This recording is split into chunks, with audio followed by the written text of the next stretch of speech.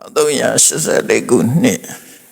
တဘောရလာပြီးကျော်4ရက်2023ခုနှစ်ဖေဖော်ဝါရီလ10ရက်ဗုဒ္ဓဟူးနေ့၌အွန်လိုင်းမှာဟောကြားအပ်သောဒုက္ခကိုဖန်တီးသူအကြောင်းတရားဒေသနာတော်ဒီဘေကုန်းကမြတ်စွာဘုရားလက်ထက်မှာမေထရှိတယ်ဒီနေရာမှာဒုက္ခဆိုတာစိတ်ခံစားချက်ကိုပြောတာမဟုတ်ဘဲနဲ့ဝဆင်းရဲဝတ်တယ်မှာတွေ့ကြုံရတဲ့မကောင်းတဲ့အတွေ့အကြုံတွေပေါ့လေလောကမှာလူဘဝရလာတဲ့ဆိုလို့ရှိရင်ခံရခက်တဲ့အတွေ့အကြုံတွေတွေ့ကြုံတဲ့ဒုက္ခဒုက္ခဝေဒနာဆိုလည်းပါတာဝဆင်းရဲလို့ဆိုလို့တယ်ပေါ့ဝဒုက္ခဝဒုက္ခလို့ဆိုတာအမေကဘဝတစ်ခုရထားတာဘဝဒုက္ခလို့လည်းပြောလို့ရတယ်ဝဒုက္ခဆိုတာကတရားကဖန်တီးပြီးတော့တန်တရားထဲမှာကြုံတွေ့ရတဲ့ဆင်းရဲဒုက္ခတွေအလုံးကိုခြုံပြီးတော့ခေါ်လိုက်တာဝဒုက္ခဝဒုက္ခဒုက္ခဆိုတာလည်းပတ်သက်လာလို့ရှိရင်ဒုက္ခ၃မျိုးဆိုတာရှိတယ်ဒါအခြေခံအပြင်ဒါလေးတွေနားလည်ထားဖို့ပေါ့နော်ဒုက္ခ၃မျိုးကိုမှတ်သားဖို့လိုတယ်ပေါ့နံပါတ်၁ကဒုက္ခဆိုတဲ့ဒုက္ခပေါ့ဒုက္ခလို့စကားလုံးကိုနှစ်ထပ်ကောတော့ဒုက္ခနှစ်ဝိပရိနာမဒုက္ခသုံးသင်္ခါရဒုက္ခအဲ့တော့ဒုက္ခကို၃မျိုးခွဲတဲ့အခါမှာအဲ့လိုခွဲတယ်ဒါဒုက္ခဒေါမနတဒေါမနတဥပေက္ခလို့ခွဲတာစိတ်ခံစားချက်နဲ့ပတ်သက်ပြီးခွဲတာဒါအဲ့ဒီစိတ်ခံစားချက်နဲ့ပတ်သက်တာမဟုတ်ဘူးသင်္ခါရတရားတွေအားလုံးနဲ့ပတ်သက်ပြီးခွဲပေါ့နော်ဒုက္ခဝိပရိနာမဒုက္ခသင်္ခါရဒုက္ခအဲ့၃မျိုးမှန်ဒုက္ခဆိုတာဘယ်ခေါ်တာတော့ဆိုဒုက္ခဆိုတာကာယကဒုက္ခလို့ခေါ်တဲ့ဒုက္ခသဟကုတ်ကာယဝိညာဉ်စိတ်ဒုက္ခနဲ့ရှင်းပြီးတော့ဖြစ်တဲ့ကာယဝိညာဉ်စိတ်ဥပမာကောင်းကြိုက်တယ်သွားကြိုက်တယ်နားကြိုက်တယ်ဒုက္ခဆိုတဲ့အတိုင်းခံရခက်တယ်ထရရတယ်ခံရခက်တယ်နာကျင်ကြိုက်ခဲနေတယ်အဲ့ဒီကာယကဒုက္ခအဲ့ဒါတခုနောက်စိတ်ဆိုးတယ်စိတ်ဆင်းရဲတယ်ဆိုတဲ့အဘိဓမ္မာမှာဒေါသမှုတွေးလို့ခေါ်တယ်ဒေါမနတတကိုစိတ်နှစ်ခုဒေါမနတတကိုစိတ်ကနှစ်ခုရှိတယ်အဲ့တော့စိတ်နဲ့ပြောမယ်ဆိုရင်ဒုက္ခတဟောကာဝိညာဉ်စိတ်ကတစ်ခုဒေါမနတတကိုစိတ်ကနှစ်ခုအဲ့ဒီသုံးခုဟာဒုက္ခဆိုတဲ့အတိုင်းတကယ်ကိုခံရခဲ့တဲ့တရားဖြစ်တယ်ဒါမှမဟုတ်ဒုက္ခဆိုတဲ့တကယ်ဒုက္ခသိတာထင်ရှားတဲ့ဒုက္ခအဲ့ဒါကိုစာပေကျမ်းကမှာဒုက္ခလို့ခေါ်လိုက်တာဒါအပိဋကမှာခွဲတာကိုပြောပြတာနော်မြတ်စွာဘုရားဟောတာဒုက္ခဆိုတာဒုက္ခဆိုတာကာယကဒုက္ခတစ်ခုစေတသိကဒုက္ခနှစ်ခုအဲ့ဒီသုံးခုကိုဒုက္ခလို့ခေါ်တယ်ဒုက္ခဆိုတဲ့ခံရခဲ့တဲ့အရာတွေပဲနောက်ဝိပရိနာမဒုက္ခဆိုပြောင်းလဲလို့ဖြစ်တဲ့ဒုက္ခအဲ့ဒါကဘယ်သူ့ကိုဘယ်အရာကိုခေါ်တာတော့လို့ဆိုတော့ဒုက္ခဝေဒနာကိုခေါ်တာဒုက္ခဝေဒနာသောမနတဝေဒနာကိုခေါ်တာအဘိဓမ္မာနဲ့ပြောမယ်ဆိုရင်ဒုက္ခတဟောကာယဝိညာဉ်စိတ်တစ်ခုရဲ့သောမနတတဟောစိတ်62ခုရဲ့ဒုက္ခတဟောစိတ်တစ်ခုသောမနတတဟောစိတ်62ခုအလုံး63ခုအဲ့တော့ဒုက္ခနဲ့ပတ်သက်တာ63ခုရှိတယ်အဲ့ဒါဟာဒုက္ခဝေဒနာသည်ပြောင်းလဲလိုက်တာတဲ့တရားတဲ့ဒုက္ခဖြစ်တယ်ဒုက္ခဝေဒနာဟာရှိနေတော့တာဒုက္ခ ချုပ်ငိမ့်သွားတာနဲ့တပြိုင်တည်းဒုက္ခဒါကြောင့်မို့ဝိပရိနာမဒုက္ခပြောင်းလဲဖြစ်ပေါ်တဲ့ဒုက္ခဆိုတာဒုက္ခကိုခေါ်တယ်လို့အကြမ်းများဖြစ်မှတ်တယ်ဒုက္ခဝေဒနာသောမနတဝေဒနာလူတွေပြောနေကြတဲ့ happiness happy new year လို့ဆိုတာအဲ့ဒါပါဝိပရိနာမဒုက္ခတွေမှာပြောရရှင်တဲ့စိတ်ချမ်းသာတဲ့ဆိုအဲ့ဒါမှာပါတယ်ဝိပရိနာမဒုက္ခလို့ခေါ်တယ်အမြဲတမ်းပျော်ရွှင်နေတာမဟုတ်ဘူးအမြဲတမ်းစိတ်ချမ်းသာနေတာမဟုတ်ဘူးဒါကြောင့်အဲ့ဒါဝိပရိနာမဒုက္ခလို့ဒုက္ခတဲ့ထက်နောက်ဆုံးတစ်ခုကတော့သင်္ခါရဒုက္ခသင်္ခါရဒုက္ခဆိုတာအကျမ်းများဖြင့်ကျမ်းစာတွေအကုန်လုံးလို့ပြောတာအဲ့ဒီအမေကျမ်းစာတွေလို့ဆိုရတဲ့மேစိတ်နဲ့ပြောရင်ဥပက္ခတာကိုစိတ်55ခုကျမ်းဝေဒနာနဲ့ခွဲတဲ့အခါမှာဒုက္ခတာကိုစိတ်ကတစ်ခုဒုက္ခတာကိုစိတ်ကတစ်ခုဒေါမနတာကိုစိတ်က2ခုသောမနတာကိုစိတ်က62ခုဥပက္ခတာကိုစိတ်က55ခုဝေဒနာနဲ့ခွဲရင်အဲ့လိုပြောတာနော်အခုခွဲတဲ့3မျိုးတဲ့ပါဒုက္ခဆိုတာဒုက္ခတာကိုတစ်ခုရဲ့ဒေါမနတာကိုစိတ်2ခုရဲ့3ခုပါသွားပြီဝိပရိနာမဒုက္ခဆိုတာဒုက္ခနဲ့ဒေါမနတာ63ခုပါသွားပြီအဲ့တော့ကျန်တာဘာလို့ဆိုဥပေက္ခကျန်စိတ်အနေနဲ့ပြောမယ်ဆိုရင်ဥပေက္ခတာကိုကျန်ဒါမို့ဥပေက္ခတာကိုစိတ်55ခုရဲ့နော်ဥပေက္ခတာကိုစိတ်စေတသိက်55ခုရဲ့ကျန်တဲ့စေတသိက်တွေရဲ့ယုတ်28ရဲ့အားလုံးသင်္ခါရဒုက္ခလို့ခေါ်တယ်ရှုပ်ဟုသမျှသင်္ခါရဒုက္ခဥပေက္ခတာကိုစိတ်စေတသိက်တွေအားလုံးဒီသင်္ခါရဒုက္ခတော့အဲ့လိုခွဲတာဒါစာပေကျမ်းကမှခွဲတာအဲ့တော့ပေါင်းလိုက်တဲ့အခါကျတော့ဒုက္ခအလုံးခြုံမိသွားတယ်ဒုက္ခဝိပရိနာမဒုက္ခသင်္ခါရဒုက္ခလွဲမှားပြီးတော့ပြောရတယ်အဲ့ဒါသင်္ခါရဒုက္ခဆိုတာအကုန်လုံးလို့ထင်နေတတ်တယ်အကုန်လုံးပြောတာမဟုတ်ဘူးသင်္ခါရဒုက္ခဆိုတာဥပေက္ခတာကိုစိတ်55နော်ပြီးတော့စေတသိက်နောက်ပြီးတော့ယုတ်28ခုအဲ့ဒါကိုသင်္ခါရဒုက္ခလို့ခေါ်တယ်ဒုက္ခတာကိုစိတ်3ခုဒုက္ခဝေဒနာဒုက္ခကာယကဒုက္ခတာကိုစိတ်1ခုဒေါမနတာကိုစိတ်2ခုအဲ့ဒီ3ခုကိုတော့ဒုက္ခလို့ခေါ်တယ်ဒုက္ခတာကိုစိတ်1ခုဒေါမနတာကိုစိတ်62ခုအဲ့ဒီ63ခုကိုဒုက္ခဒေါမနတာကိုဝိပရိနာမဒုက္ခလို့ခေါ်တယ်ဥပိ္ပခာနဲ့ကျန်တဲ့ယုတ်တွေအကျဉ်းတွေအကုန်လုံးကိုသင်္ခါရဒုက္ခလို့ခေါ်တယ်ဒါဒီ3ခုခွဲတဲ့အခါမှာအဲ့ဒါအမှန်ကန်မယ်သို့တော့မြတ်စွာဘုရားကအလုံးကိုယံကိဉ္စီဝိရိတံတံဒုက္ခသမိန်ဆိုအလုံးဟာသင်္ခါရဒုက္ခနဲ့ကြည့်ပဲဆိုရင်တော့အလုံးဟာဒုက္ခတွေကြီးပဲလို့သူပြောတာဒုက္ခသစ္စာနဲ့ပြောလိုက်မယ်ဆိုရင်အလုံးဟာဒုက္ခတွေပဲအဲ့တော့ဒီဒုက္ခကိုဘယ်သူလောက်တာလဲ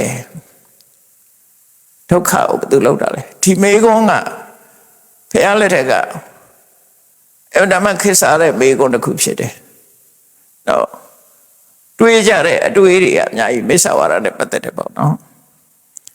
နားလဲအောင်တော့တော်တော်လေးကြိုးစားရမယ်ဒီဒုက္ခဘယ်သူလောက်တာလဲအဲ့ဒါနဲ့ပတ်သက်ပြီးသုတ်တန်တွေတော်တော်များများရှိတယ်အခုဒီကနေ့ဟောမဲ့သုတ်တန်ကအစေလကတ္တဝသုတ်ဒုက္ခကိုပြုလုပ်သူအစေလကတ္တဝဆိုတာအဝမိုးတဲ့တက္ကတုံကတ္တဝဘာသာကြားမြတ်စွာဘုရားလက်ထက်ကအဝမိုးတဲ့ခိုင်းတကိုင်းရှိတယ်နိဂန္ဓတတဗုဒ္ဓတို့လည်းအဝမိုးဘူးသို့တော့သူကတော့သူရဲ့ဝါဒချင်းမတူလို့သူကဒါကြတော့အစေလကလို့ခေါ်တယ်အစေလကတ္တဝအဝမို့ပဲတုံးလုံးနေတဲ့ဖွဲ့အဲ့ဒါတက္ကရုံအစေလကတ္တဝဆိုတာစာပေထဲမှာ3-4ယောက်တော့ရှိဖို့ရတယ်အဲ့ဒီအစေလကတ္တဝတွေကတွေ့တဲ့အစေလကတ္တဝတွေဟာနောက်ပိုင်းမှာဖះနဲ့တွေ့ပြီးတော့ဘုရားဘာသာဖြစ်ပြောင်းသွားတာတွေနှုတ်လောက်တွေ့ တူတော့တူဖို့မရဘူးဇလညံမတူခုဒီအစိလကတ္တဗကလည်းမြတ်စွာဘုရားကိုဒုက္ခဘယ်သူလောက်ထားလဲဆိုတာဒုက္ခကိုပြုလုပ်သူနဲ့ပတ်သက်ပြီးတော့လာပြီးတော့မိကုန်နေမိတာသူလည်းနောက်ပိုင်းမှာယန္နာဖြစ်သွားတယ်အဲ့တော့နိဒနဝေကတန်ယုတ်တန်ယုတ်ပါဠိတော်မှာအစိလကတ္တဗတုတ်ဆိုတာကဲအဲ့ဒီတုတ်ထဲမှာဆိုထားတာလေးကိုနားထောင်ကြည့်အောင်ရှင်နနာကဧဝမတုတန်နဲ့စတယ်သူသင်ယူမတတ်ထားတဲ့အတိုင်းပြောပါမယ်တဲ့မြတ်စွာဘုရားဟာတခါတော့ကရာဇဂိုမြို့ရှစ်နှစ်တွေကိုအစာကျွေးရဖြစ်တဲ့ဝေလူဥယျာဉ်ထဲမှာသရင်သုံးနေထိုင်ပါတယ်တဲ့ဒါဘယ်တော့မှဟောရဲဆိုတာကိုဒါတော့ပဲမှတ်တတ်တယ်နော်အဲ့တော့ရှင်နနာကဧကံသမယအခါရဘာလို့ပဲပြောတယ်ဘယ်နေ့ပဲရက်ပဲလားဆိုတဲ့ဒိတ်ကိုသိသိချာချာမပြောဘူးအဲ့ဒါနဲ့ပတ်သက်ပြီးဆွေးနွေးထားတာရှိတယ်ဒီစကားတွေကမြတ်စွာဘုရားပြိဋိဘံစံပြီးမှပြန်ပြောတာလေသံဃာယနာတင်တယ်လို့ခေါ်တယ်ပေါ့နော်ပြန်ပြီးတော့စစ်ဆေးတာဒီသုတ်တန်ဟာဘုရားဟောတာဟုတ်သလားဘယ်တော့ဟောတာလဲဆိုတော့ပြန်ပြောတဲ့အခါမှာရှင်နန္ဒာကဒိတ်ကိုမမှတ်မိလို့ပြောတာလားဆိုတော့မဟုတ်ဘူးတဲ့အဲ့ဒီခေတ်ကစားတဲ့ရှင်းမှတ်ရတာမဟုတ်ဘူးနှုတ်တဲ့ဆောင်တဲ့ခေတ်ဆိုရှေ့ဆွဲတွေမှတ်နေရမယ်ဆိုရင်ဝန်တော့မိုးကြီးဖြစ်မှာပေါ့အနှစ်သာရပိုင်းကိုပဲမှတ်တာဖြစ်တယ်ရက်ဆွဲတွေကိုလောက်မမှတ်ဘူးဒါကြောင့်မို့အခါတုန်းကဆိုတဲ့စကားနဲ့ပဲလုပ်တယ်ပမာရီပုံမြင်ပြောတဲ့အခါရှေးရှေးတုန်းကဆိုဘယ်တော့မှလည်းမသိဘူးရှေးရှေးတုန်းကနော်ဘယ်လောက်ကြာလဲရှေးရှေးလည်းမသိဘူးကလေးပေါက်စားလေးတွေပုံပြောတယ်ဆိုရင်ရှေးရှေးတုန်းကနဲ့ပြောတာပဲလေနောက်တုန်းကလည်းဘယ်သူမှမပြောဘူးရှေးရှေးတုန်းကပဲပြောတာအဲ့ဒါလိုပဲဧကံသမယအခါရဘာလို့ပြောလိုက်တာမမှတ်ပြီလို့လားဆိုမမှတ်ပြီလို့မဟုတ်ဘူးတဲ့ oral tradition လို့ခေါ်တဲ့နှုတ်နဲ့မှတ်သားရတဲ့ခင်မှာအဲ့ဒါတွေမှတ်နေမယ်ဆိုရင်ဝန်တော့မှုဖြစ်သွားနိုင်တယ်ဒါကြောင့်မို့အခါရဘာလို့ပဲတောင်းတယ်သူကအဓိကမဟုတ်ဘူးဖះပဲမှာနေတယ်ဘယ်တော့ဟောတယ်အဲ့ဒါလောက်ဆိုရင်လုံလောက်တယ်ပေါ့နော်ခုခေတ်ကတော့ရက်ဆွဲရပို့အရေးကြီးနေရက်ဆွဲရကျန်တဲ့ပို့အရေးကြီးအောင်ရက်ဆွဲမှတ်ကြအဲ့ဒီခေတ်ကတော့ရက်ဆွဲကိုဒါလောက်မမှတ်တော့ဘူးဘယ်မှာနေတယ်ဆိုတာကိုတိကထားတာဧဝမေတုတံလို့ဆိုလိုက်တဲ့စကားကရှင်နနာကသူဒီတိုင်းပဲသင်ယူမှတ်သားခဲ့ပါတယ်လို့ပြောတာသူဟောတာမဟုတ်ဘူးဆိုတာပြောပြဒီတိုင်းပဲသူသင်ယူခဲ့ပါတယ်မှတ်သားခဲ့ပါတယ်တုတ္တဆိုတာသင်ယူမှတ်သားထားတာကိုပြောတာတုတ္တဆိုတဲ့စကားလုံးကိုကြားတယ်လို့ပြောတာမဟုတ်ဘူးသင်နာကနားနဲ့ပဲသင်ညာရတာဖြစ်လို့ဒါကြောင့်တုတ္တံနာယူမှတ်သားဆောင်းထားအပ်ပါပြီလို့ဘာလို့ပြန်တဲ့ခါလို့ပြောတုတ္တနာယူမှတ်သားဆောင်းထားအပ်ပါပြီဒီစကားလုံးတွေမပြောက်အောင်တော့နှုတ်တဲ့ဆောင်းထားတာလွယ်တဲ့ကိစ္စမဟုတ်ဘူးတုတ္တနာယူမှတ်သားဆောင်းထားအပ်ပါပြီဧဝမေတုတံဆိုတာဒီတိုင်းကြားခဲ့တယ်ဆိုတာကြားခဲ့တာမဟုတ်ဘူးကြားခဲ့ရုံဆိုရင်နားရှိရင်ကြားနေမှာပဲလေငှက်အော်တန်လဲကြားရတာပဲဟိုလည်းကြားတာအဲကြားတာမျိုးပြောတာမဟုတ်ဒီနေရာမှာတုတ္တဆိုဒါကြောင့်မို့အင်္ဂလိပ်လိုပြန်တဲ့အခါမှာတော့မှပဲ Thus I have heard ပြန်ကြားခဲ့တယ်ဆိုတဲ့အဓိပ္ပာယ်နဲ့ပြန်အမှန်တော့ပြန်သင့်တာ Thus I have learned ဒီတိုင်းပဲသင်ယူခဲ့ပါတယ်လို့ပြန်ပြောအောင်အဲ့ဒါမှပို့လေးနဲ့ Thus I have heard ဆိုကြားခဲ့တာဆိုကြားခဲ့တဲ့အတန်လေးကပြည့်နေတာပဲလေတော့ကြားယုံကြားတာမဟုတ်ဘူးကြားခဲ့နာယူသင်ယူမှတ်သားဆောင်းထားအဲ့ဒါတွေကိုဒီတုတ္တဆိုတဲ့စကားလုံးထဲမှာအကုန်ပါတယ်သင်နေဆိုတာနားနဲ့ပဲသင်ရတာလေမျက်လုံးနဲ့သင်တာမှမဟုတ်တာဆရာရိုးပြတာကိုနားနဲ့သင်ရတာနားနဲ့သင်တာကပုတိကြတယ်မျက်လုံးနဲ့သင်လို့ရှိရင်စာဖတ်တာပဲကြည့်လေဆရာဖတ်တဲ့အတိုင်းလိုက်ဖတ်ရင်ပုတိကြတယ်လေအနှုတ်ဆိုမျိုးဖတ်နေကြမှာပေါ့ဆရာနှုတ်ထွက်တိုင်းလိုက်နှုတ်တယ်ပုတိကြတယ် ဒါကြောင့်မို့ရှေးတုန်းကသင်္တိစနစ်ကတော့နားနဲ့သင်တာဆရာကနှုတ်တဲ့ချပေးတယ်တပည့်တွေကလိုက်ဆိုရတယ်အဲ့ဒါကိုရည်ညွှန်းပြီးတော့အေဝံမေတုတံရှန္ဒနာကဒီစကားနဲ့ကသူပြောလိုက်တဲ့ဒီအေဝံမေတုတံဆိုတဲ့ဒီဏိဒံအစလေးပြောတာဟာ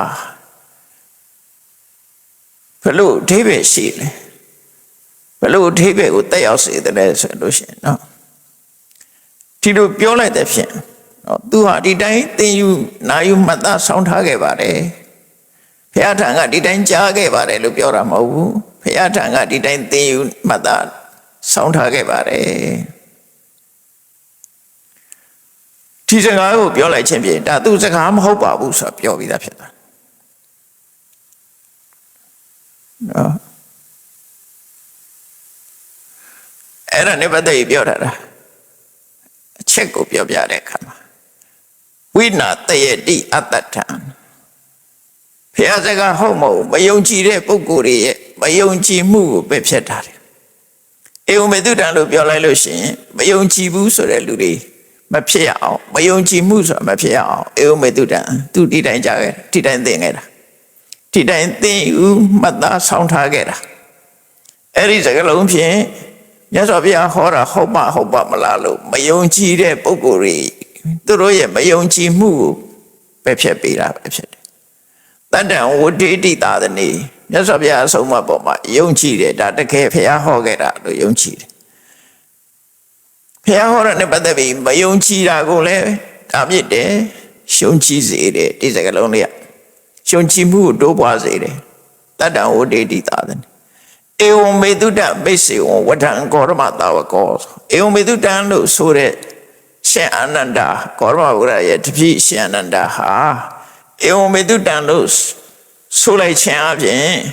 မယုံကြည်မှုကိုပပျောက်စေပြီးယုံကြည်မှုတွေကိုတိုးတက်စေတယ်ဒါဧဝံမေတုတရဲ့အကျိုးပဲယုံကြည်စိတ်ချရတဲ့စကားဘုရားဟောတဲ့စကားယုံကြည်ဒါမှမဟုတ်မြတ်စွာဘုရားဟာအခါတော်ပါရာဇဂုံမြို့အနီးက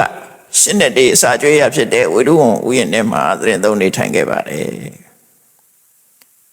အဲ့ဒီမှာလေရာဇဂိဝိရတိဆိုတဲ့ပစ္စုပန်နဲ့သုံးထားတယ်ဒါပေမဲ့ရှင်နန္ဒပြန်ပြောတဲ့အချိန်ကမြတ်စွာဘုရားမရှိတော့ဘူးလေအဲ့တော့ပစ္စုပန်နဲ့ဘာကြောင့်သုံးတာတော့လို့ဆိုရင်ရှင်နန္ဒရဲ့စိတ်ထဲမှာမြတ်စွာဘုရားကိုယ်တိုင်ကရှင်နန္ဒရဲ့စိတ်ထဲမှာမြတ်စွာဘုရားရှိနေတယ်လို့ပဲစိတ်ခံစားတယ်။ဘာကြောင့်လို့ဆိုရင်တရားတွေရှိနေရင်ဘုရားရှိနေတာပဲ။ဒါမို့မြတ်စွာဘုရားဟာရာဇဂုံမြို့မှာပဲရှိနေပါတယ်ဆိုတဲ့အနေနဲ့ပြန်ပြောတာ။တကယ်တော့အဲ့ဒီချိန်မှာမရှိတော့။အဲ့တော့ရာဇဂုံမြို့မှာရှိနေတုန်းကနောက်ဟာတွေကျတော့အတိတ်နဲ့ပဲသုံးတော့တာ။ဘဝနာတမြန်နိဝတိတောပတ္တစီဝရမာရယရာဇကပိဏယပါဝိတိအဲ့ဒါကြတော့အတိတ်နဲ့ပဲပြန်ပြောတယ်နော်ဝိနုအကြောင်းတော်မှာနေတုန်းကမနေ့ချိန်မှာဆိုရင်တပိတ်သင်္ကန်းပြင်ဆင်ဝေယုံပြီးတော့ရာဇဂုံမြို့တဲကိုဆောင်းကန်ဝင်ပါတယ်ဝင်ခဲ့ပါတယ်ဝိတိအဲ့ဆိုပြဆောင်းကန်ဝင်ခဲ့ပါတယ်အဲ့တော့မြတ်စွာဘုရားရာဇဂုံမြို့ထဲမှာလက်ပြီးတော့ဆွမ်းခံနေမြတ်စွာဘုရားဆွမ်းခံကြွနေတာကိုအတ္တတာခောအစေလောကတ္တဘောဘဂဝန္တဒုရတောဝအခေသန္တမြတ်စွာဘုရားရာဇဂုံမြို့ထဲကိုဆွမ်းခံမှုဝင်လာတာကိုခလန်လန်ကကလေးကအစေလကတ္တဘာကမြတ်စွာဘုရားကိုမြင်နေတယ်ဟိုမှာယဟန်ကောဓမကြွလာပြီဆွမ်းခံဝင်လာပြီဆွမ်းခံကြွလာပြီခလန်လန်ကနေကိုမြင်နေရမြင်တဲ့အခါမှာဒိဋ္ဌဝနာယေနဘဂဝါတေနုပသင်္ကမြတ်စွာဘုရားစီသူကချင့်ကပ်သွားတယ်စဉ်းစားကြည့်ပေါ့မြတ်စွာဘုရားကသင်္ကန်းတပိတ်တတ်ပဲဝတ်ပြီးတော့မြို့ထဲမှာဆွမ်းခံကြွတယ်အဲဆွမ်းခံကြွလာတဲ့အချိန်မှာအစေလကသဗ္ဗကြီးကမြင်တာနဲ့ဘုရားစီသွားတာတတ်ဆောင်တန်းပြီးတော့သွားလိုက်တာဘုရားအနီးရောက်လာခုခေတ်ဆိုလို့ရှိရင်အယူကြီးလားလို့အောင်းမိမှာပေါ့အဝတ်မမော့တာသူကအဲ့ဒီခေတ်ကတော့ဒါခိုင်းတဲ့ကိုင်းရဲ့ဖုန်ကြီးပဲဆိုပြီးတော့ရှိုးနေကြတယ်မြင့်ကွင်းဖြစ်လို့ပေါ့ရာဇဂုံမြို့ဆိုတာခိုင်မောင်းဆုံးရှိတဲ့နေရာပဲ ဘာသာရေးကိုင်ပေါင်းလို့ရှိတာသူကဖျားစီဖျားအနိကလာတယ်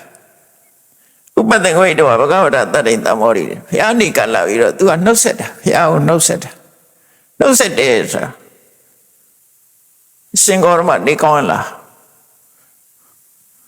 ဘဝရပြောတာကိစ္စခမနိယကိစ္စယပနိယကျမကြီးကောင်းလားဒီလိုထိုင်လို့အစီပြေလားစသဖြင့်ဒါတွေကိုမေးတာအဲ့ဒါကိုပဲဘဂဝတတတ္တိတမောရိမြတ်စွာဘုရားနဲ့အတူတကွဝမ်းမြောက်စကားပြောကြတယ်တဲ့တမောရဏိယံကထံသာရဏိယံဝိတိတရိတဝါအဲ့ဒီလိုဝမ်းမြောက်စကားတဦးနဲ့တူတွေ့တဲ့အချိန်မှာအမှတ်ရပွဲစကားမရပွဲဆိုတာဘယ်သူကပဲနဲ့ဘယ်တော့ကတွေ့တော့ကပါဠိတွေပြောခဲ့ကြတယ်ဆိုရယ်အမှတ်ရပွဲစကားပေါ့သူတို့ဆိုလိုတာပေါ့နော်အမှတ်ရပွဲစကားပြောပြီးတော့မြတ်စွာဘုရားအနိနာမသူရက်တယ်လာပြီးတော့စကားပြောတာလာစကားပြောပြီးမြတ်စွာဘုရားအနိနာမရက်ပြီးတော့မြတ်စွာဘုရားကိုသူကခွင့်တောင်းတယ်ပုစေယမမယံဘုံတံဂေါရမကိစ္စတွေဝထေတံရှင်ကြီးကြီးပဲအရှင်ဂေါရမကိုတဲ့အကျွန်ုပ်အကြောင်းအရာတစ်ခုမေးမြန်းချင်ပါတယ်တဲ့မေးပြရစီပါတဲ့သစေနောဘုံဂေါရမောဩကတံကရောတိပညတဝေယကရဏယတပည့်တော်မေးတဲ့မေးခွန်းကိုအဖြစ်ပေးမယ်လို့အရှင်ဘုရားအခွင့်ပေးမယ်ဆိုလို့ရှိရင်မေးပြရစီပါဒါရင်ကျေးတဲ့စကားအနေနဲ့ပြောတာနော်အကယ်၍ရှင်ဂေါရမကပြဿနာဖြေဆိုဖို့ခွင့်ပြုတယ်ဆိုရင်မေးကြပါလေမေးကြပါလေသူ့ဖြေဆိုမယ်ဆိုတော့ခွင့်ပြုလို့ရှိရင်သူမေးကြပါလေဖြေမယ်ဆိုရင်မေးကြပါလေအဲ့လိုလျှောက်တော့မြတ်စွာဘုရားကဘာပြန်ပြောလိုက်တော့ဆိုအကလောခောတဝကသဗ္ဗပညာတာတယ်ဒါအချိန်မဟုတ်ဘူးလေဒီချိန်ကနော်အချိန်ခါမဟုတ်ဘူးအန္တရကေရံဘုရားမှာအခုကမျိုးရဲရွာရဲရောက်နေတယ်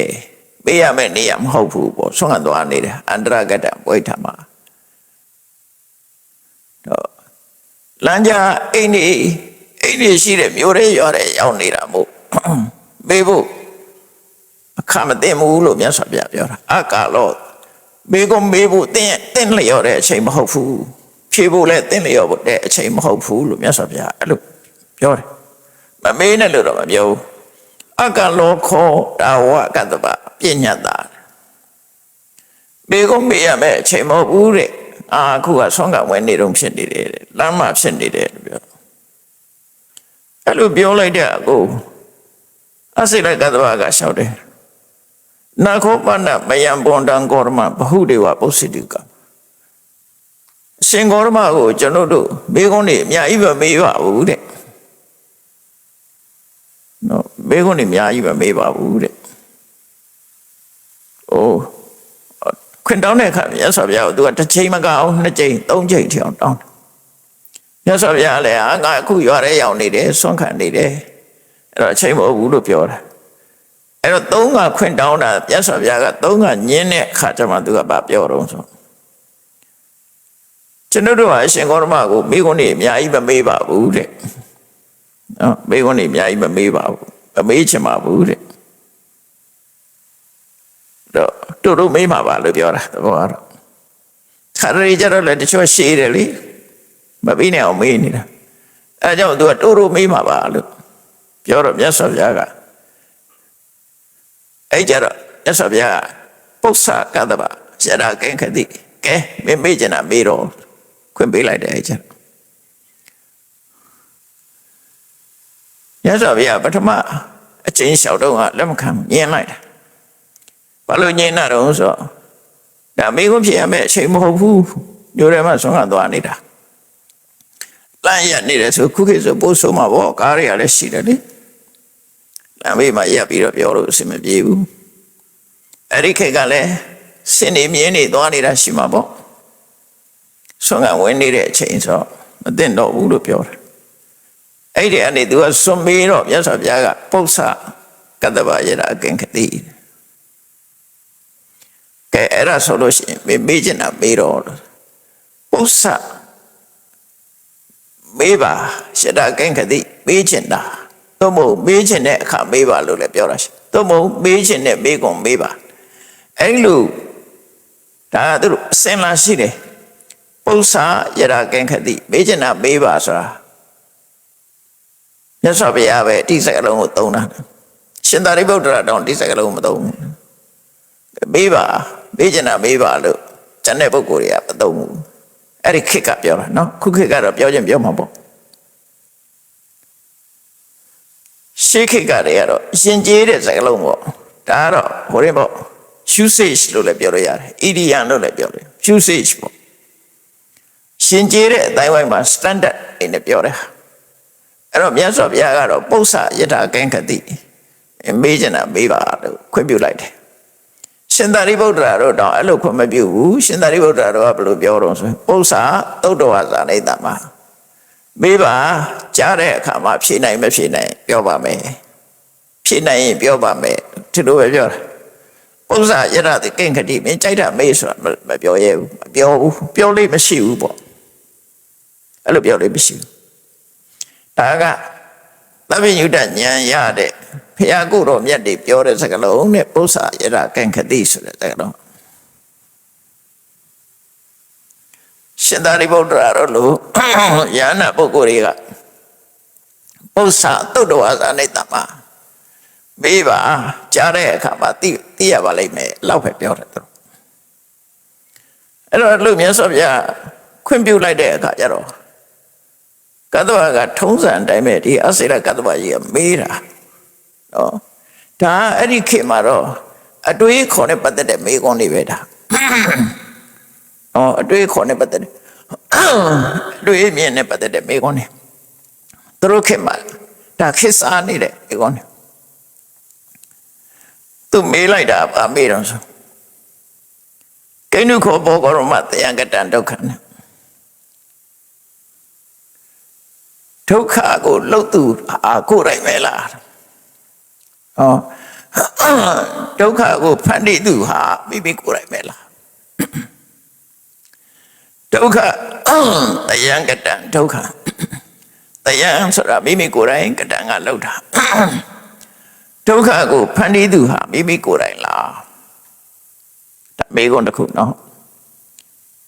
မြတ်စွာဘုရားအဲ့ဒီမိကုံကိုဘယ်လိုဖြေလိုက်တော့ဆိုမာဟေဝံကတ္တဝ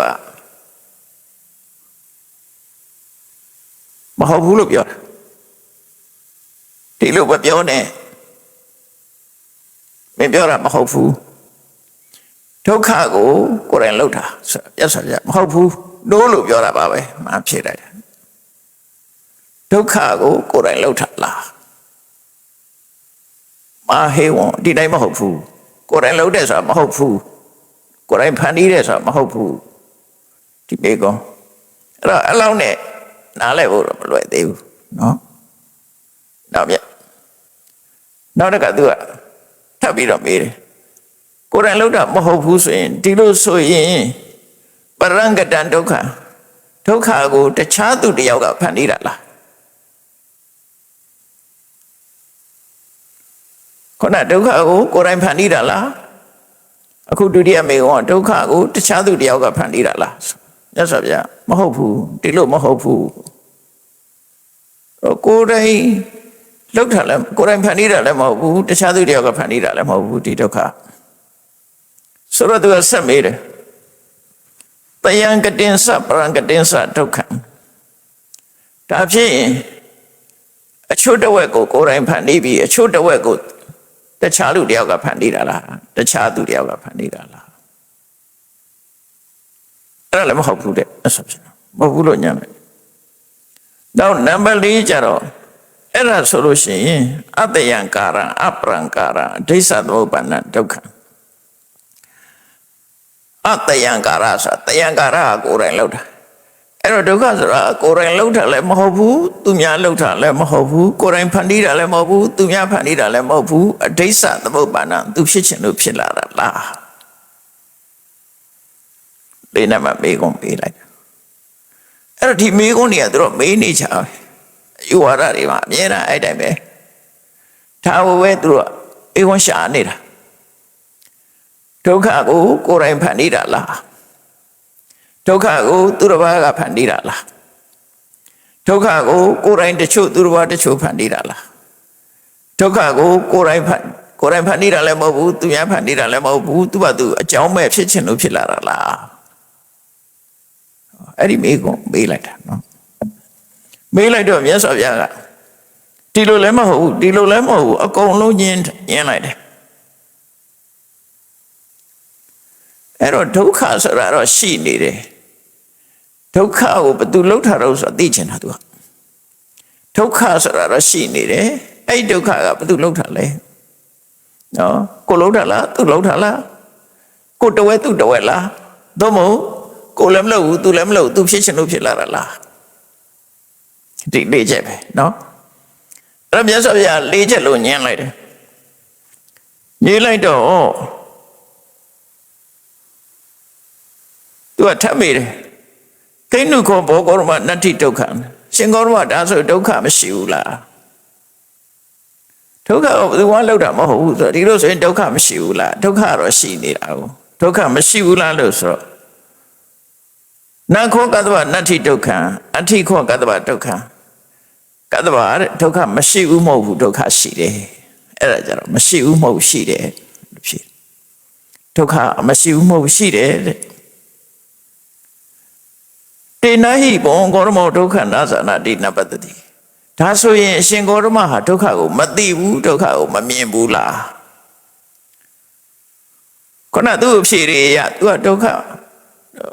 ဒုက္ခရှိတယ်ဆိုတော့ဒါဖြင့်ရှင်ဂေါရမရှိတဲ့ဒုက္ခကိုရှင်ဂေါရမမမြင်ဘူးလားမသိဘူးလားတဲ့ထပ်ပြီးတော့မေးတဲ့အခါနခွာဟံကတ္တဗဒုက္ခနသနာမိနပတ္တမိသာနာမိခွာဟံကတ္တဗဒုက္ခပတ္တမိခွာဟံကတ္တဗဒုက္ခအာဟာဒုက္ခကိုအမြင်နာမဟုတ်မသိတာမဟုတ်ဘူးမမြင်တာမဟုတ်ဘူးငါဟာဒုက္ခကိုမြင်လည်းမြင်တယ်သိလည်းသိတယ်သိလည်းသိတယ်မြင်လည်းမြင်တယ်အဲ့ဒီမှာ तू နားမလဲတော့နော်တော့ဘယ်သူမှမလုပ်ဖက်နဲ့ဒုက္ခဘယ်လိုရောက်နေတယ် तू တွေးမှာပေါ့သူတို့ကအကြောင်းရှာတာဟုတ်ကိုလှုပ်တာလည်းမဟုတ်ဘူး तू လှုပ်တာလည်းမဟုတ်ဘူးကိုတဝဲ तू တဝဲလည်းမဟုတ်ဘူးကိုလည်းမလှုပ် तू လည်းမလှုပ် तू က तू ဖြစ်တယ်တခုတော့ဖြစ်ရမယ်ဒုက္ခရှိနေဒီဒုက္ခဘယ်သူဖန်တီးတာဥပမာပြက်လုံးတစ်ခုပေါ်လာတယ်အဲ့ဒီပြက်လုံးကိုဘယ်သူအော်တာဘယ်သူလဲတီထွင်သူကဘယ်သူလဲဒါရှေ့ရမှာလေတော့ပြက်လုံးတော့ရှိတယ်ပြက်လုံးထုတ်တဲ့လူမရှိဘူးလားဘယ်သူပြက်တာလဲဆိုတော့လှုပ်တဲ့လူရှာမတွေ့ဘူးဖြစ်နေကွာပြက်လုံးကရှိတယ်အခုလည်းပဲဒုက္ခကတော့မြတ်စွာဘုရားရှိတယ်လှုပ်သူကြတော့လှုပ်သူအကြောင်းပဲဖြစ်တယ်ဆိုလည်းမဟုတ်ဘူးလှုပ်သူမရှိဘူးဆိုရင်အကြောင်းပဲဖြစ်တာဖြစ်ရမယ်ဟုတ်တယ်မလားအကြောင်းပဲဖြစ်တာဖြစ်ရကိုလှုပ်တာလည်းမဟုတ်ဘူးသူလှုပ်တာလည်းမဟုတ်ဘူးနော်ကိုတဝဲသူတဝဲလှုပ်တာလည်းမဟုတ်ဘူးအကြောင်းပဲဖြစ်လာတာလည်းသို့ဆိုအကြောင်းတော့ရှိရမယ်ဆိုတော့အကြောင်းပဲဖြစ်လာတာလည်းဖြစ်တာလားဆိုတော့လည်းမဟုတ်ဘူးသူဖြစ်တာလားလို့ဆိုတော့လည်းမဟုတ်ဘူးပြောတယ်ဒါပေမဲ့ဒုက္ခရှိနေတယ်ဒုက္ခရှိနေတယ်တော့ဒုက္ခရှိလို့ရှိရင်ကိုလှုပ်ထားရင်လည်းဖြစ်ရမယ်သူလှုပ်ထားရင်လည်းဖြစ်ရမယ်ကိုတဝဲသူတဝဲလှုပ်ထားရင်လည်းဖြစ်မယ်သူဖြစ်ချင်လို့ဖြစ်လာတာလည်းဖြစ်ရမယ်တခုအဲ့ဒီလေးချက်လုံးကိုညှင်းဆိုထားတဲ့အခါကျတော့အကြောင်းနဲ့ပတ်သက်တာဘာမှမရှိတော့အကြောင်းရှိတာလည်းမဟုတ်ဘူးအကြောင်းမရှိဘူးလည်းမဟုတ်ဘူးဖြစ်သွားတယ်အဲ့ဒီမှာရှင်ဂေါရမဒုက္ခကိုမသိဘူးလားမမြင်ဘူးလားသိတယ်မြင်တယ်ဒုက္ခမရှိဘူးလားရှိတယ်ဒါဖြင့်ကိုတော့မမြင်ဘူးလားမြင်တယ်မသိဘူးလားသိတယ်အဲ့ဒီမှာအာစိလကတ္တဗကသူကနားမလဲတော့ရှင်ဂေါရမဟာတဲ့ဒုက္ခကိုကိုယ်တိုင်လှုပ်ထလာပေးတော့လည်းပဲမဟုတ်ဘူးပြောတယ်ဒါဖြင့်သူများလှုပ်ထလာလို့မေးတဲ့အခါကျတော့လည်းမဟုတ်ဘူးပြောပြန်တယ်ဒါဖြင့်ကိုတဝဲသူတဝဲလှုပ်ထလာလို့မေးပြန်တော့လည်းမဟုတ်ဘူးပြောတယ်ဒါဖြင့်ဒုက္ခဟာသူ့ဟာသူဖြစ်လာတာလားလို့မေးတော့လည်းမဟုတ်ဘူးပြောပြန်တယ် ဒါဖြင့်ဒုက္ခဆိုတာမရှိဘူးလားလို့မေးတော့ရှိတယ်လို့ပြောပြန်တယ်တော့ရှိရတဲ့နဲ့ဆိုရင်ရှင်ဂေါတမကအကြောင်းမပြောတော့ရှင်ဂေါတမဒုက္ခကိုမသိဘူးလားမမြင်ဘူးလားလို့မေးပြန်တော့မသိဘူးမမြင်ဘူးမဟုတ်ဘူးငါသိတယ်ငါမြင်တယ်လို့ပြောတယ်အာစိတ်ခတုစမေပန္တိပကဝါချိဒီကြတော့သူကလေးလေးစားစားခေါ်တော့တာသူနားမလဲတော့သူတို့အဖြေတွေနဲ့မကြိုက်တာနားမလဲဘူးသူမေကုန်းနေရဒီမေကုန်းနေရရိုးနာပဲလှက်ပတ်မေးနေကြတာသူတို့အဲ့ဒီကြတော့အာစိတ်ကတုမေဗန္တိပခဝါဖြစ်သွားမြတ်စွာဘုရားပေါ်မှာတလေးတစားဖြစ်သွားတယ်ပထမဆုံးကတော့ဘုံဂေါရမောရှင်ဂေါရမဆိုတာသူတို့ကသုံးနေကြစကားလုံးအခုမြတ်စွာဘုရားကဖြေလိုက်တဲ့အခါသူဘလို့မှနားမလဲတော့ဘုရားရှင်းပြမှသူနားလဲမှာကိုအဲ့ဒါကြောင့်မလို့သူနားမလဲတော့သည့်အတွက်ကြောင့်အာစိတ်ကတုမေပန္တိပကဝါဒုက္ခဒါဆိုလို့ရှိရင်အရှင်ဘုရားတဲ့ဒုက္ခကိုတပည့်တော်ညွှန်ကြားပြပါတဲ့ဒုက္ခအကြောင်းကိုရှင်းပြပါသိအောင်သူနားလဲအောင်ရှင်းပြပေးပါ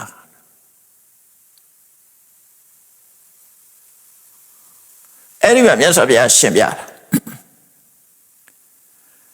သောကရောတိသောပဋိတံဝေဒေတိတိခောကတ္တဝအာရိတောတတောတယံကတံဒုက္ခန္တိဣတိဝရံတတ္တတံဧတံပရိတိအဲ့တော့အဓိပ္ပာယ်လေးကိုပြောပြမယ်သောကရောတိသောပဋိတံဝေဒေယတိဆိုတဲ့ဒုက္ခကိုလှုပ်တာဆိုရင်ကိုခံစားရတယ်တယံကတံလို့ပြောလိုက်လို့ရှိရင်ကိုလှုပ်ရင်ကိုခံရတယ်ဆိုတဲ့အဓိပ္ပာယ်ရောက်တယ်ကိုလှုပ်တာကိုခံနေရတယ်ဆိုတဲ့အဓိပ္ပာယ်ရောက်တယ်အဲ့ဒါကြောင့်မို့လှုပ်သူသည်ခံသူပဲဖြစ်တယ်လို့ဆိုလို့ရှိရင်နဲ့တယံကတံဒုက္ခဒုက္ခကိုကိုယ်တိုင်ဖန်တီးတယ်လို့ကိုယ်တိုင်လှုပ်တယ်ကိုယ်တိုင်ဖန်တီးတယ်လို့ပြောလို့ရှိရင်လှုပ်သူကလည်းရှိနေတယ်ဒုက္ခကလည်းရှိနေတယ်နော်အဲ့ဒါတတ္တတဝါဒပဲတဲ့လှုပ်သူကရှိနေလို့ခံရတာလေလှုပ်သူနဲ့ခံသူကတူတယ်ဆိုလို့ရှိရင်အဲ့ဒါထာဝရရှိနေလို့သာသူကလှုပ်သူနဲ့ခံသူကတစ်ချိန်အဲ့တော့ဒုက္ခဆိုတာအခုလို့ခုခံရတာလည်းမဟုတ်ဘူးလေတချို့ဒုက္ခတွေကအခုလို့ခုခံရတာမှမဟုတ်ဘူးအဲ့တော့သောကရောတိသောဘုလှုပ်သူသည်ပင်ခံစားရသူလို့ပြောလို့ရှိရင်တယံဒုက္ခလို့ပြောတာတူတူပဲကိုယ်တိုင်လှုပ်တာလှုပ်သူသည်ခံသူဖြစ်တယ်အဲ့တော့ကိုဒုက္ခကိုပဲလှုပ်တယ်ဆိုတဲ့အဓိပ္ပာယ်ရတယ်ကိုပဲလှုပ်တယ်လို့ပြောလို့ရှိရင်ထာဝရမြဲနေမှသာကိုလှုပ်တာကိုခံသူတို့ဆိုလို့လေအဲ့တော့ဒီချက်ကနားလဲဖို့ခက်သွားမယ်နော်နားလဲဖို့ခက်သွားတယ်သူကဒါတတ္တဝါဒနဲ့ပတ်သက်ပြီးတော့ပြောတာသူတို့ကတဘာဝတရားရဲ့အမြဲမှုကိုမသိပဲနဲ့ကာရကဝေဒကပြုလုပ်သူရှိတယ်ခံစားရသူရှိတယ်အဲ့ဒီပြုလုပ်သည်ပဲလင်းခံစားသူဆိုလိုတာကဥပမာပဲပြောမယ်ဆိုလို့ရှင်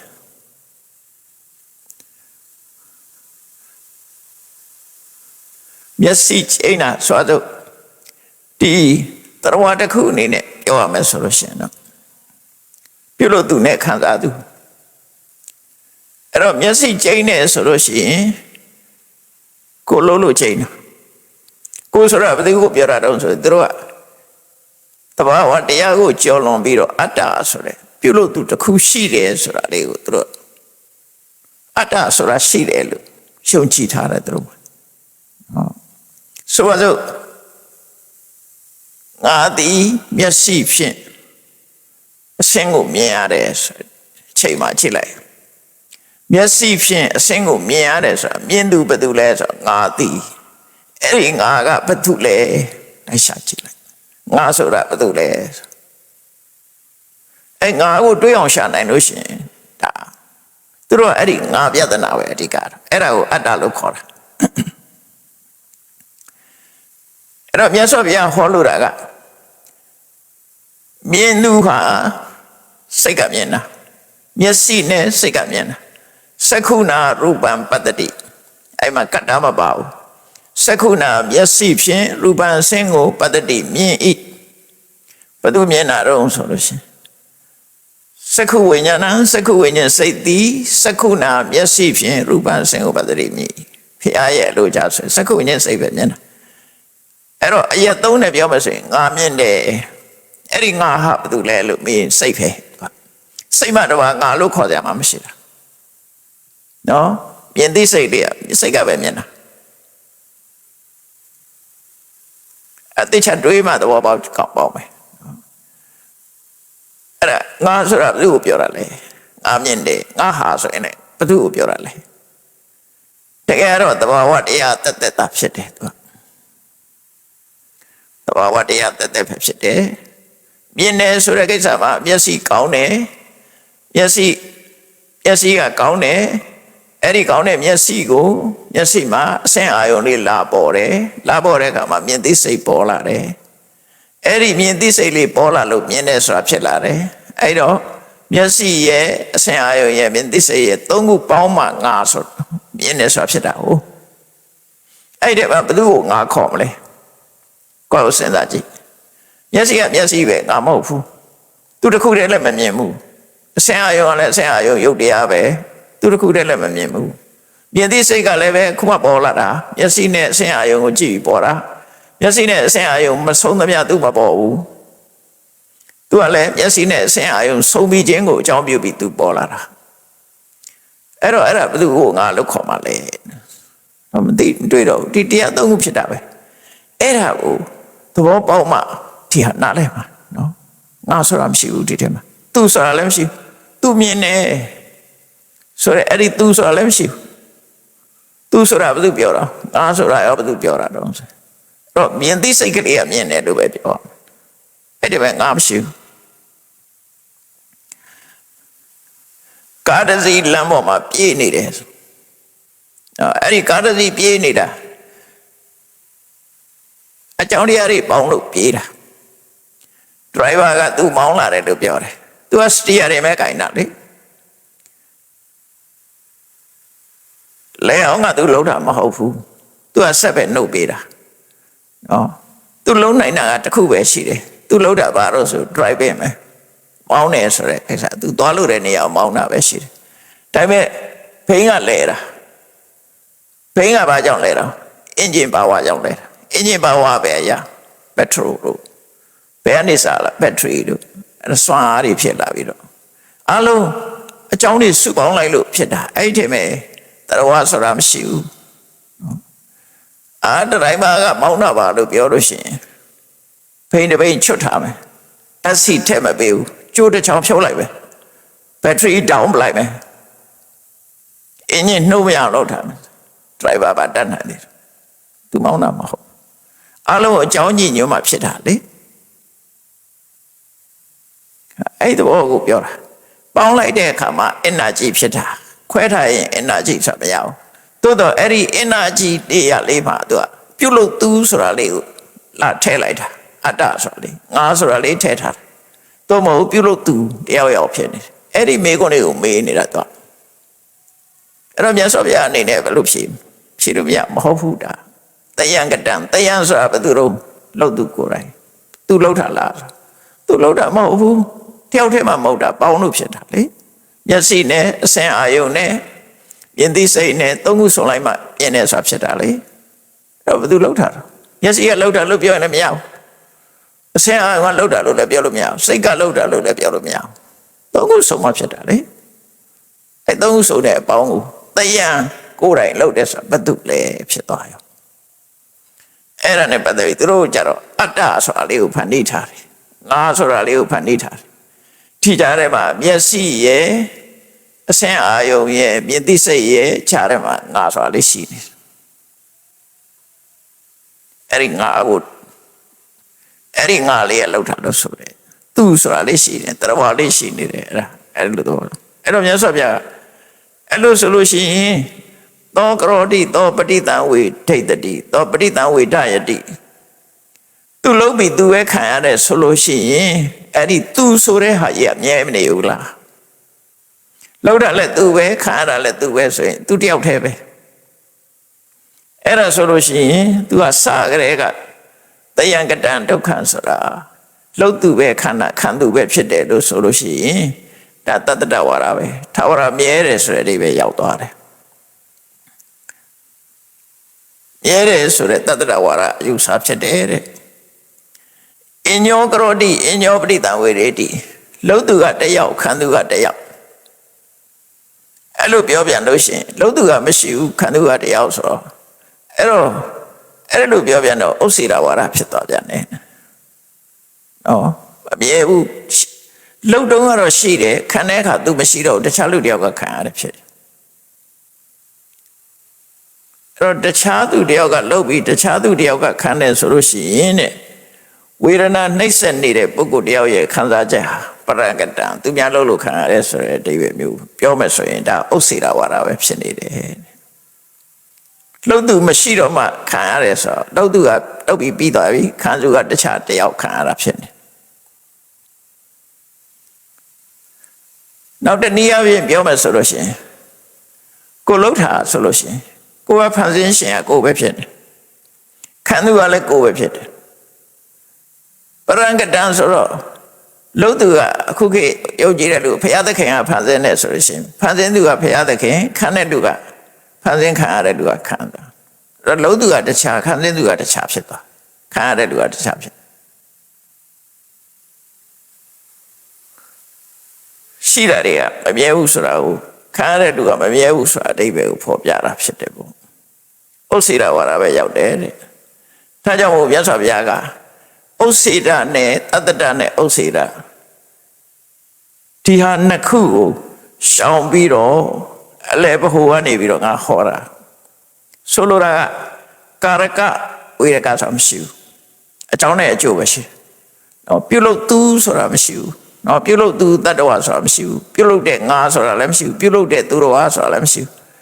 ခံစားသူငါဆိုတာလည်းမရှိဘူးခံစားသူတခြားလူဆိုတာလည်းမရှိဘူးဆိုလိုတာကဒီတတ္တဝါဆိုတာကိုလုံးဝငြင်းပယ်လိုက်ပြီးတော့အကြောင်းတရားဖြစ်ပေါ်မှုနဲ့အကျိုးတရားဖြစ်ပေါ်လာမှုဒီတစ်ခုကိုခေါ်တယ်မြတ်စွာဘုရားအဲ့ဒါကြောင့်မို့တတ္တအစွန်းလည်းမရောက်ဥစ္စေတအစွန်းလည်းမရောက်ဘူးဆိုပြီးတော့မြတ်စွာဘုရားကပါဟောလိုက်တော့ဆိုသူလှုပ်ပြီးသူခံရတဲ့ဆိုရင်ဒါတတ္တဝါဒဖြစ်နေတယ်အဲလှုပ်သူကတခြားခံသူကတခြားဆိုရင်ဥစ္စေတဝါဒဖြစ်နေတယ်မမြဲဘူးဆိုတဲ့ဟာတစ်ခုဖြစ်နေတယ်ဟိုကြတော့ထာဝရဆိုတဲ့အဓိပ္ပာယ်ရောက်တယ်ဒီကြတော့ထာဝရမဟုတ်ဘူးဆိုတဲ့အဓိပ္ပာယ်ရောက်တယ်စကားနှစ်ခုကဆန့်ကျင်နေတယ်ဒါကြောင့်မို့အဲ့ဒီနှစ်ခုလုံးကိုမချင်းကပ်တော့ပဲအဲ့ဒီနှစ်ခုလုံးကိုရှောင်လိုက်ပြီးတော့မြတ်စွာဘုရားကလှုပ်သူဆိုတာမရှိဘူးဆိုပြီးပရိစ္ဆေသမုပ္ပါဒ်နဲ့ဟောလိုက်တာပရိစ္ဆေသမုပ္ပါဒ်နဲ့ဟောတဲ့ကလူဆိုတာမပါတော့အဝိဇ္ဇာပစ္စယသင်္ခါရလှုပ်တဲ့နာနဲ့မလှုပ်တဲ့နဲ့လှုပ်တဲ့မှလှုပ်တဲ့နာမလှုပ်တဲ့နာမသိတဲ့အဝိဇ္ဇာအကြောင်းအဝိဇ္ဇာဆိုတဲ့အကြောင်းတရားအကြောင်းလှုပ်မိလှုပ်ရလှုပ်မိခြင်းဆိုတဲ့သင်္ခါရကံတရားတွေဖြစ်တယ်အဲ့ဒီသင်္ခါရဆိုတဲ့ကံတရားတွေဖြစ်လာတဲ့အခါမှာဝိညာဉ်ဆိုတဲ့ပရိသေမျိုးစေ့ကြတယ်ဝိညာဉ်ဆိုတဲ့ပရိသေမျိုးစေ့ကြတဲ့အခါကျတော့မျိုးစေ့ကနေအပင်နေပေါက်လာသလိုမျိုးစေ့ကနေပြီးတော့အပင်ပေါက်သလိုဝိညာဉ်ကနေနတ်နေရုပ်တွေပွားလာတယ်နော်ဝိညာဉ်လေးချိန်ခံပြီးတော့နတ်နေရုပ်တွေဖြစ်လာတယ်အဲ့ဒီနတ်နေရုပ်တွေထဲမှာမျက်စိနာနာလျှကာယပဏဆိုတာအာယရဏတွေပါလာတယ်သလာယရဏအဲ့ဒီအာယရဏတွေပါလာတဲ့အခါပြစ်ပတ်ကအာယုတွေနဲ့ဆက်သွယ်မှုဖတ်တာဆိုတာဖြစ်လာတယ်ဆက်သွယ်လာတဲ့အခါစိတ်ခံစားချက်ဝေဒနာဖြစ်လာတယ်စိတ်ခံစားချက်ဝေဒနာဖြစ်တဲ့အခါမှာလူချင်းတောင်းတတဲ့တဏှာတွေဖြစ်လာတယ်လူချင်းတောင်းတတဲ့တဏှာဖြစ်လာလို့ရှိရင်ဆွဲလန်းမှုတွေကြီးမားလာတယ်ဆွဲလန်းမှုတွေကြီးမားလာသည့်အတွက်ကြောင့်ဘဝတည်မြဲဖို့အတွက်ကြိုးစားလာပြန်တယ်ကောင်းတာမကောင်းတာတွေကြိုးစားလာပြန်တယ်ကြိုးစားလာသည့်အတွက်ကြောင့်ဘဝတစ်ခုကိုရပြန်တယ်ရသည့်အတွက်ကြောင့်မွေးဖွားရလာသည့်အတွက်ကြောင့်အိုတာဖြစ်လာတယ်သေတာဖြစ်တယ်ဒီကြားထဲမှာစိတ်တော့ကရောက်တာတို့ငိုရတာတို့ကိုယ်ဆင်းရဲတာတို့စိတ်ဆင်းရဲတာတို့စိတ်ပင်ပန်းတာတို့ဒါတွေရောအကုန်လုံးဒီဒုက္ခတွေကဖြစ်လာတယ်အဲ့ဒီနီးနဲ့ဒုက္ခဆိုတာဖြစ်လာတာတဲ့ခုနလှုပ်သူလှုပ်လို့ဖြစ်တာလည်းမဟုတ်ဘူးငါလှုပ်လို့ဖြစ်တာလည်းမဟုတ်ငါသူဆိုတဲ့ကာရကမရှိဘူးခံစားသူဆိုတာလည်းမရှိဘူးအဲ့တော့တရားကြီးဟောလိုက်တဲ့အခါကျခံစားသူမရှိဘူးလေဘယ်သူကဖြစ် လုံးသူကဘယ်သူတော့ဆိုရင်ပုဂ္ဂိုလ်မဟုတ်တော့ဘူးအဝိဇ္ဇာကြောင့်သင်္ခါရဖြစ်တာသင်္ခါရကြောင့်ဝိညာဉ်ဖြစ်တာအဲ့တော့ဖြစ်လာတဲ့အရာတွေကအကြောင်းနဲ့အကျိုးပဲပြသွားတယ်မြတ်စွာဘုရားနောက်ဆုံးမှာဧဝမေတ္တကေဝလတဒုက္ခခဏတသမုဒယဟောတိအဲ့ဒီနည်းနဲ့ဒုက္ခဆိုတာဖြစ်လာတာအကြောင်းလည်းတစ်ခုတည်းမဟုတ်ဘူးအကြောင်းတွေဆက်အခုလို့ဆက်သွယ်ပြီးတော့ဖြစ်လာတာဆိုအဲ့ဒီထဲမှာလုံးသူဆိုတာမရှိဘူးခံသူဆိုတာလည်းမရှိဘူးသူ့လှုပ်တာငါလှုပ်တာလို့လည်းပြောစရာမရှိဘူးနော်သူဆိုတာတော့မပါဘူးအကြောင်းနဲ့အကျိုးပဲပြုလုပ်တယ်ဆိုတာအကြောင်းတရားဖြစ်ခြင်းကိုပြောတာခံစားခြင်းဆိုတာအကျိုးတရားပေါ်ခြင်းကိုပြောတာကမ္မတကာရကောနတ္ထိဝိပါကတ္တသဝေရကော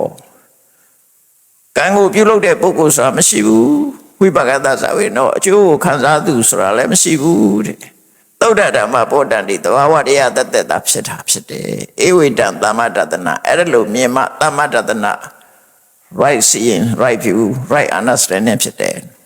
မှန်မြင်တဲ့ဆိုတာအဲ့ဒါမှာအဲ့တော့ပဋိစ္စသမုပ္ပါဒ်နဲ့ပဲမြတ်စွာဘုရားဖြည့်ပေးလိုက်တာအဲ့တော့ဖြည့်ပေးလိုက်တော့သူမေးတဲ့မေးခွန်း၄ခုစလုံးကိုဖြည့်ပြီးသားဖြစ်သွားတယ်နော်ကိုလှုပ်တာအချို့တဝက်လားသူလှုပ်တာတဝက်လားသို့မဟုတ်သူကသူအကြောင်းပဲဖြစ်တာလားဆိုတော့အကြောင်းပဲမဟုတ်ဘူးနော်ကိုလှုပ်တာလည်းမဟုတ်ဘူးသူလှုပ်တာလည်းမဟုတ်ဘူးကိုဆိုတာခံစားသူကိုယ်တိုင်လှုပ်တာလားနော်ခံစားသူကိုယ်တိုင်ကလှုပ်သူဖြစ်နေအဲ့ဒါပထမမေးခွန်းဒုတိယကတခြားလူကလှုပ်ပြီးခံစားရတာလားနော်တခြားသူလှုပ်တာလားဆိုတော့လှုပ်သူကတခြားခံစားသူကတခြားအဲ့တော့ဒီမေခွန်းလေးခက်ကဒီမစ္ဆဒိဋ္ဌိနဲ့ပတ်သက်တဲ့မေခွန်းတွေပဲအဲ့ဒီမေခွန်းတွေကိုမြတ်စွာဘုရားကခုလိုပြိဿသမုပ္ပါဒ်နဲ့ဖြေလိုက်တာအဲ့တော့ရှောင်လိုက်တာကြည့်လိုက်လေငါသူဆိုတာမရှိဘူးပုဂ္ဂိုလ်ဆိုတာမရှိဘူးဟောရဲ့အကြောင်းတရားအကြောင်းအကျိုးဖြစ်တာပဲရှိတယ်ဒါဗုဒ္ဓဘာသာရဲ့ခံယူချက်ကအဲ့တိုင်းထားအကြောင်းကြောင့်အကျိုးဖြစ်တာပဲရှိတယ်ဒီထဲမှာတရားမရှိဘူးဆိုတာကိုမှတ်ဖို့လိုတာပေါ့နော်လုံးသူမရှိဘူးအဲ့တော့ဒုက္ခကိုပြုလုပ်သူဆိုတာမရှိဘူးဘယ်သူလှုပ်တာလဲလို့မင်းအကြောင်းတရားဖြစ်တာအကျိုးတရားဖြစ်တာဒါပဲပြောအကြောင်းတရားကြောင့်အကျိုးဖြစ်တယ်ဆိုအဲ့လိုဒုက္ခဟာဖြစ်လာတာအဲ့ဒီဒုက္ခတွေချုပ်ငြိမ်းသွားတာလည်းပဲအဝိဇ္ဇာချုပ်လို့ရှိရင်သင်္ခါရချုပ်သွားတယ်သင်္ခါရချုပ်ရင်ဝိညာဉ်ချုပ်တယ်ဝိညာဉ်ချုပ်ရင်နာယုတ်ချုပ်တယ်နာယုတ်ချုပ်လို့ရှိရင်အာရဏချုပ်တယ်အာရဏချုပ်ရင်ဖတ်တာဆိုတာမဖြစ်ဘူးဖတ်တာချုပ်တယ်ဖတ်တာချုပ်ရင်ဝေဒနာချုပ်ရင်တဏှာချုပ်တယ်ဆိုအားလုံးချုပ်သွားဆင်းရဲဒုက္ခတွေဆုံးတတ်တာအဲ့ဒါအကြောင်းကလည်းဆင်းရဲအကြောင်းတစ်ခုတည်းမဟုတ်ချုပ်သွားတဲ့အကျိုးတွေကလည်းဆင်းရဲအဲ့ဒီနီးနဲ့ဒုက္ခဆိုတာဆုံးတတ်သွားတယ်ဒုက္ခရှိတာကိုလည်းမြတ်စွာဘုရားဖော်ပြတယ်ဒုက္ခရဲ့အကြောင်းတရားကိုလည်းဖြေရှင်းလိုက်တယ်အဲ့လိုဖြစ်တော့ဒီအစိရကသဘောရနားလဲသွားတယ်အကြသူသဘောပေါက်သွားပြီအဲ့လိုသဘောပေါက်သွားပြီးတော့မြတ်စွာဘုရားစီသူယဟန်ပြုခွင့်တောင်းတယ်သူသင်္ကန်းဝတ်ပြရစေဆိုမြတ်စွာဘုရားဗာမိတ်ရှိလို့ဆိုရင်အညတ္တိဋ္ဌိယတခြားဘာသာဝင်ပုဂ္ဂိုလ်ဟာယဟန်ဝတ်တင်နေဆိုလို့ရှိရင်တဲ့၄လစောင့်ဆိုင်ပြီးတော့အကဲခတ်ခြင်းကိုခံရမယ်၄လစောင့်ကြည့်တာခံရမယ်သူဟာတကယ်လိုလားတယ်လားမလိုလားဘူးလားဆိုတော့၄လစောင့်ကြည့်ခံရမယ်အဲ့ဒီနောက်မှာယဟန်တွေကချစ်နှပ်ပြီးဆိုရင်တော့ယဟန်ဝတ်ပေးလိုက်မယ်ဒါပေမဲ့လို့၄လသတ်မှတ်ထားပေမဲ့အပိစာမရပုဂ္ဂလဝိမတ္တတာဝိရိတာတဲ့ဒါပေမဲ့လို့တယောက်နဲ့တယောက်မတူဘူးကွဲပြားတယ်ဆိုတာကဒါလည်းပါတယ်လို့ဆိုတော့သူကစိတ်အားတက်စွာပဲဘာသာကြားဖြစ်တဲ့ပုဂ္ဂိုလ်တယောက်ဟာအရှင်ဘုရားရဲ့သာသနာမှာယဟန်ခံခွင့်ရှားလို့၄လစောင့်ဆိုင်ရမယ်ဆိုရင်တဲ့သူက၄နှစ်စောင့်ဆိုင်ပါမယ်သူဆန္ဒကြီးမဖို့ပြပြ၄လမဟုတ်ပါဘူးတဲ့၄နှစ်ထိအောင်စောင့်ဆိုင်ပါ၄နှစ်ကျော်တဲ့အခါမှာသူ့ကိုယဟန်ခံပေးပါသို့တော်မြတ်စွာဘုရားသူ့ရဲ့စိတ်ဆန္ဒတွေကိုကြည့်ပြီးတော့ချက်ချင်းပဲယဟန်တစ်ပါးကိုယဟန်ခံလိုက်တယ်ယဟန်ခံခဲ့လိုက်တော့မကြဘူးသူယဟန်ဖြစ်ပြီးတော့တပါးတဲ့မြတ်စွာဘုရားရဲ့တရားဓမ္မနိလန်အတိုင်းကြည်ကြကြကိုအထုတ်လိုက်တဲ့အခါမှာရှဟနာဖြစ်သွားတယ်ရှဟနာဖြစ်သွားတယ်ဒါကအစေလကတ္တဝတုတ်ဆိုပြီးတော့အဲ့ဒီမှာပါတယ်နော်ပရိစ္ဆဒုဘတ်ကိုရှင်းပြတယ်တုတ်ဒါကြောင့်တရားချစ်ခင်သူတော်စင်ပြိဿပေါင်းတို့အကြောင်းနဲ့အကျိုးရှုပ်တရားနဲ့တရားကလွဲပြီးတော့ တခြားပြုလို့သူတို့ခံစားသူတို့ဆိုတာမရှိဘူးဆိုတာမိမိတို့သဘောကျလောက်သိထီအောင်အကျဉ်းချင်းထပ်ထပ်ဆင်ခြင်သုံးသပ်ပြီးတော့ဝိပဿနာတရားပွားများအားထုတ်နိုင်မှသာလျှင်ဒီအစွဲတွေဟာပျောက်ကဲနိုင်မှာဖြစ်တယ်အဲ့ဒါလို့မဟုတ်ပဲနဲ့ဝိပဿနာတရားဘလောက်အားထုတ်နေငါဆိုတာရှိနေသေးသမျှငါဟာရှိနေသေးသမျှတဏှာဒိဋ္ဌိအစွဲရှိနေသေးသမျှဒီတောကပရိဒေဝဆိုတဲ့ဒုက္ခတွေနဲ့ကြုံနေကြရအောင်မှာဖြစ်တယ်အဲ့ဒါကိုဖြောင်းနိုင်အောင်ကြိုးစားပြီးတော့ငါဆိုတာကိုဘယ်ဟာကိုခေါ်တယ်လဲသူဆိုတာဘယ်ဟာကိုခေါ်တယ်လဲဒီကြားထဲမှာတတ္တဝါဆိုတာဘယ်ဟာလဲဆိုတာကိုစစ်ငုံအချိန်များရှူပြီးတော့ငါသူတစ်ပါးယောက်ျားမိန်းမဆိုတာပျောက်ကင်းသွားပြီသဘာဝတရားတက်တာဖြစ်တယ်ဆိုတာသိအောင်ကြိုးစားအားထုတ်နိုင်ကြပါစေကုန်သတည်း